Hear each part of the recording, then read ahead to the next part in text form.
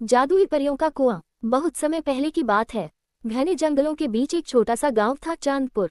ये गांव बहुत ही सुंदर था, लेकिन वहां के लोग हमेशा किसी न किसी मुश्किल में फंसे रहते थे। कभी सूखा पड़ता तो कभी फसलें बर्बाद हो जाती। लोगों का मानना था कि जंगल के उस पार कहीं एक जादुई कुआं है जिसमें परियां रहती हैं। जो भी सच्चे दिल से वहां पहुंचता है उसे अपनी मनचाही मुराद मिलती है।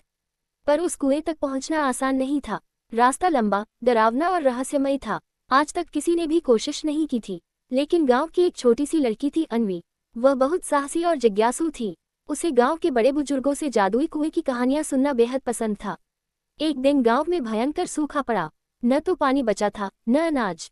अन्वी ने ठान लिया कि वह जादुई कुएं तक जरूर जाएगी और गांव के लिए मदद मांगेगी। यात्रा की शुरुआत। सुबह सुबह सूरज की पहली किरण के साथ अन्वी अपने छोटे से थैले में कुछ रोटियां, एक पानी की बोतल और अपनी मां की दी हुई भगवान की छोटी मूर्ति लेकर निकल पड़ी। जंगल में कदम रखते ही अजीब सी खुशबू और मीठी मीठी ध्वनि सुनाई दी। चारों ओर ऊंचे ऊंचे पेड़, रंग बिरंगे फूल और झींगुरों की आवाजें थीं। चलते चलते अन्वी को लगा जैसे कोई उसका पीछा कर रहा हो। लेकिन जब वह मुड़ी, वहां कोई नहीं था। कुछ दूर चलते ही उसे एक बूढ़ा साधु मिला, जो एक पुराने पीपल के पेड़ के नीचे ध्यान लगा रहा था। अन्वी ने झुककर प्रणाम किया। साधु ने मुस्कुराते हुए कहा, बेटी, तू जादुई कुएं की ओर जा रही है। अन्वी ने हिम्मत जुटाकर कहा, हाँ बाबा, मैं गांव वालों के लिए मदद मांगने जा रही हूँ। साधु ने उसे आशीर्वाद दिया और कहा, याद रख, वहां पहुंचने के लिए तुम्हें 3 परीक्षाएं देनी होंगी। इन परीक्षाओं में केवल वही जीतता है जिसका दिल निस्वार्थ और सच्चा होता है। अन्वी ने सिर झुकाकर वचन दिया और आगे बढ़ गई। पहली परीक्षा आत्मविश्वास की। थोड़ी दूर जाने के बाद उसे एक नदी मिली। पानी बहुत तेज बह रहा था। पुल जैसा कुछ भी नहीं था। दूर किनारे पर एक पत्थर पर लिखा था, जो अपने भीतर के डर को पार करेगा वही इस पार जाएगा।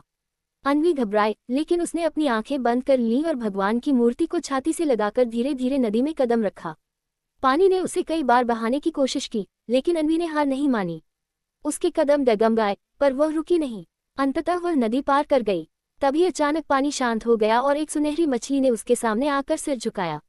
मछली ने कहा, तुमने आत्मविश्वास की परीक्षा पास कर ली, अन्वी। दूसरी परीक्षा करुणा की। अब अन्वी एक अंधेरी गुफा में पहुंची। गुफा के अंदर बिल्कुल अंधेरा था। रास्ता भी बहुत टेढ़ा मेढ़ा था। चलते चलते उसे एक घायल भालू मिला, जो दर्द से कराह रहा था। अन्वी के मन में डर आया, लेकिन फिर उसने सोचा, अगर मैं इसको छोड़ दूंगी तो ये मर जाएगा। उसने अपने थैले से पानी निकाला और भालू के घाव पर छिड़क दिया। साथ ही अपने रोटियों का आधा हिस्सा भालू को खिला दिया। भालू ने धीरे धीरे आंखें खोली और उसकी आंखों में कृतज्ञता चमक उठी। अचानक भालू के शरीर से एक चमक निकली और वह एक छोटी सी परी में बदल गया।